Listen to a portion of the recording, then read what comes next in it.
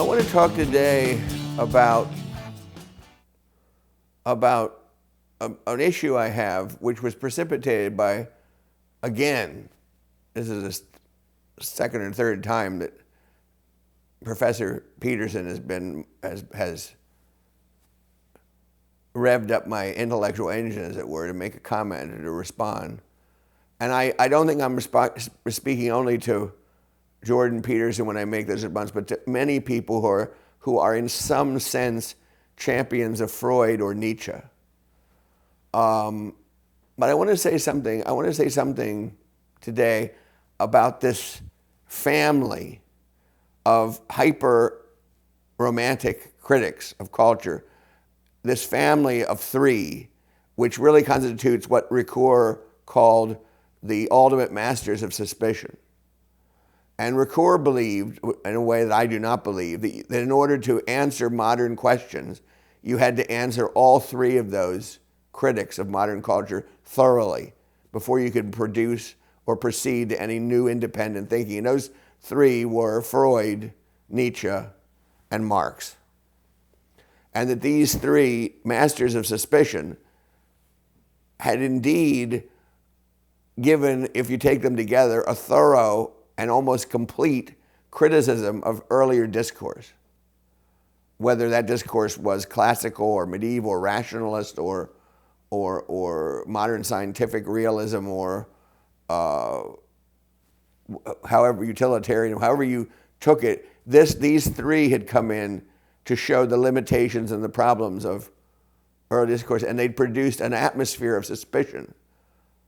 In other words, Freud had produced an unconscious world that corresponded or paralleled our conscious world and made our conscious activity and decisions seem like only a shadowy and partial explanation. And also he had his own formula for the building of civilization, which was quite opposite to the old Whig history and progressive theories and the whole idea of the growth of civilization. He had his own rather daunting version of what had caused the birth and growth of our shared cultures. And of course, Nietzsche had really brought under suspicion the entire world of normal rational discourse and reason itself as an autonomous human activity. He had really questioned whether there was any inductive or deductive rational structure that was open, that was an explanatory system, or whether all were open to severe criticism. Now, sometimes he fluctuated. He did scientific thinking occasionally, which seemed odd. Sometimes he made great moral pronouncements, but nonetheless, he always returned to the idea, a very severe criticism of our ability to prove or to know or to convince in traditional terms. And I'm going to come back to him in a moment. And then there was Marx. And Marx, of course, questioned the underpinnings of our social arrangements. And he was suspicious of all of our ideological claims about justice and order and beauty and religious providence and the order of objects in history and outside of history. And he came to think that it was all a kind of mug's game where we had deceived the workers and the poor into thinking they had gotten their just due when they'd gotten practically nothing. And that until history corrected itself, until justice was brought by social and economic means to all citizens, to all people in the culture from high to low, and there was this equal distribution of goods according to labor service and according to his very complex conception of just distribution. And until that happened, we would have perpetual disorder and revolution, or we should have it. And nothing else would be able to cure such a massive historical injustice as had been displayed by Western culture in particular, but I guess culture in its general sense. So these three together were a daunting mountain of questioning about our old way of thinking about reality. And if you did what many people did in the 30s and 40s in that old kind of Columbia University, New York intellectual culture, which I came to know a little better when I taught at NYU at a later phase. Those three authors often came to be like the pillars of understanding the entire tradition. So you'd understand Sophocles by way of Freud, and you'd understand St. Augustine by way of Freud, and you'd understand Aristotle by way of Marx, and you'd understand the fallacies of Kant and Locke by reading Nietzsche. And so anything you wanted to disprove, whether it was a religious or a philosophical or a social function in the tradition, these three were there, guarding with great power the what might be called privileging skepticism. And it was not uncommon for intellectuals of the early 20th century in America and Europe to have these three as their most fundamental instructors. Now, I grew up in a very different world because my mentor was a chapter and verse Aristotelian and believed in that kind of classical realism.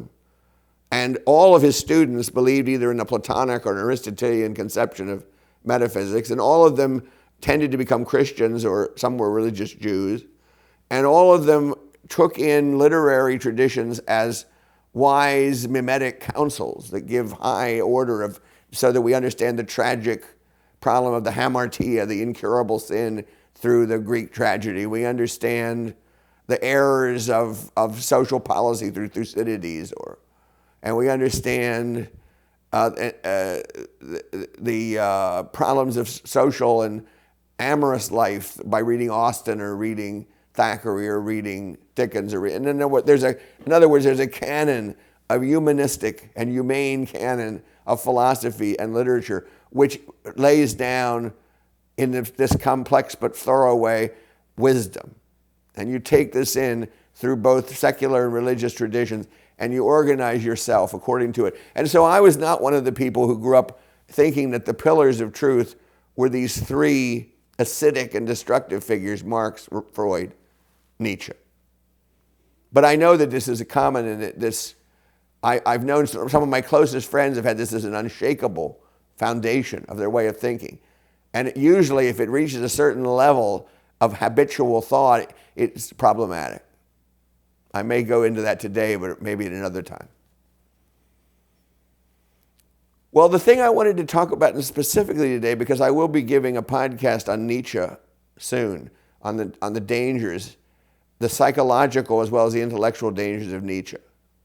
Because I've seen several of my students, I'm not a psychologist, but my experience has been that several of my students have through the reading and contemplating of Nietzsche become mentally disordered, as Nietzsche, of course, was to a tremendous degree, much more, for example, than Freud and Marx. Okay, so here's what precipitated my desire to talk about this today. Peterson has a very low opinion of Marx. Marx is to him the cornerstone of postmodern thinking. And Marx is wherever Marx exists in history, we have Pol Pot and Mao and Stalin killing hundreds of millions of people. And we have campus radicals producing unjust and uncritical views of their enemies. And I don't doubt that there is a kind of neo-Marxist or Marxist front that is dangerous or uncritical. You wouldn't have to convince me of that. But I do doubt Peterson's general thesis that the brunt of the criticism of campus radicals and irrationalists, politically correct monsters who don't let other people speak, that goes back primarily to Marx, and Marxism is not true. Now, he often says it goes also to deconstruction and, Derrida and Foucault and Lacan. But the thing is, he must know, as everyone knows, that the true cornerstone of deconstruction and the kind of skepticism shown by both Foucault and Derrida, but especially Derrida, the true cornerstone is Nietzsche, much more than Freud and much more than Marx. For although all of those radical guys were in some degree Marxist because it was like a habit of their ethos, they were very committed to Nietzschean critique.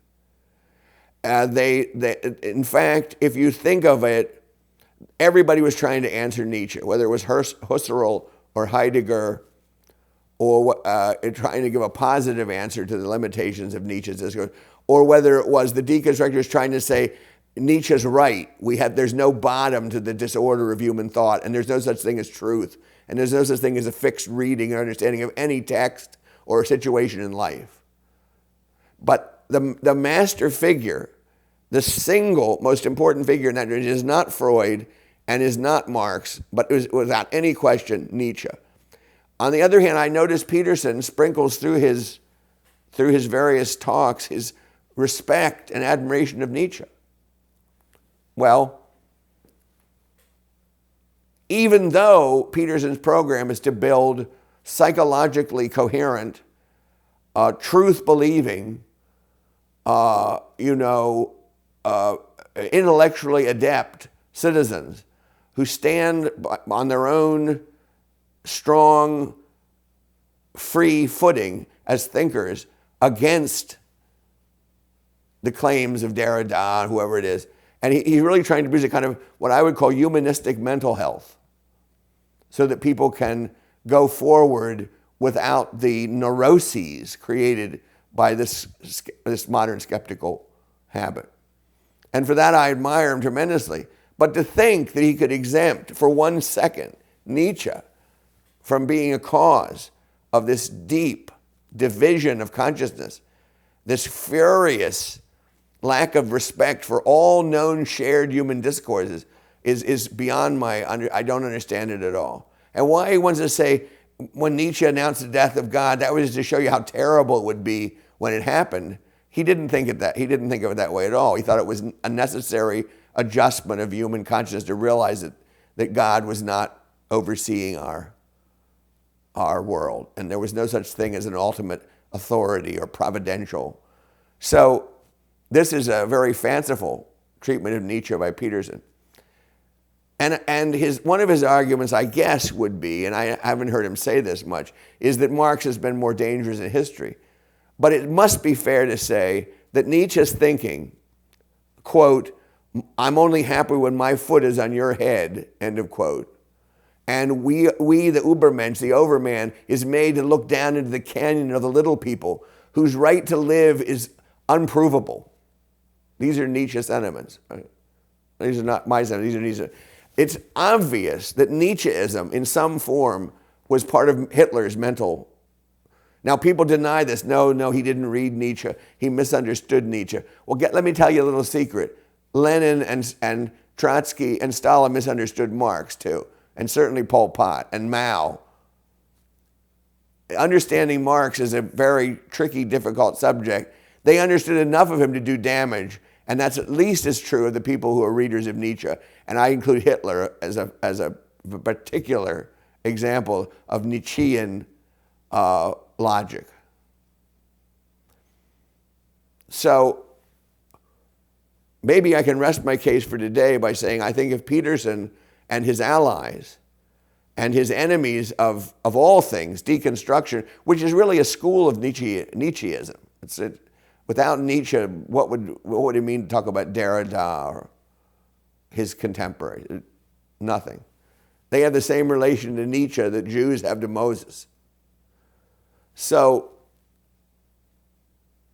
what am I saying? I'm saying let's get straight what constitutes this new humanism, this new mental health in which we combine scientific knowledge with moral and spiritual and biblical and other information, so that we get this new whole, this new kind of embracing totality.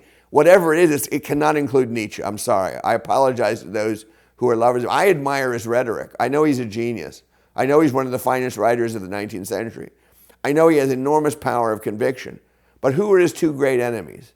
Jesus Christ, because he was the Prince of Peace and therefore an effeminate loser who tried to help the downtrodden and the pathetic, the meek and the long-suffering, who should be scoured from the face of this earth, according to the Nietzscheans. And Socrates, that supreme emblem of discourse which is free and open endless and continuous and seeks with a life of effort to understand the truth about justice and goodness and beauty and all these things that haunt us. Socrates, the figure of the rational man in the whole entire tradition. That's the other great enemy of Nietzsche. He was making fun, he says, about Socrates, of all of his students. He was ironic and detached from them. He realized they were miserable and pathetic followers of his empty rhetoric. And he smiled sitting on the bench when he was dying from the hemlock to think how they misunderstood his irony and were so pathetically wedded to this hopeless process of dialectic and truth-seeking. That's the Nietzsche view of Socrates. This cannot go without criticism.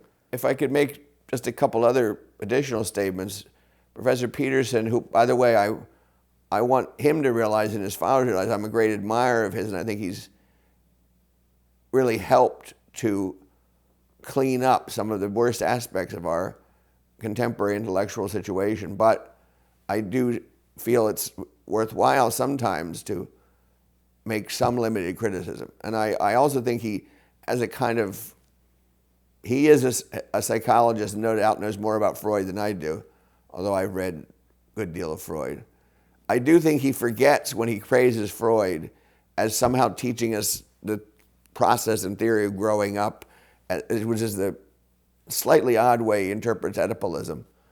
But I do think he should realize also that there's a kind of Freudian problem of his concept of civilization, because it really is the product of discontent, meaning a separation slowly from the fulfillment of the desires of the id, closest to the mother, infantile pleasures, and that from the Fort Da on we have this alienation, and this alienation, this kind of distraction from pleasure, which we're stuck with in our mature cultural existence, is what builds civilization.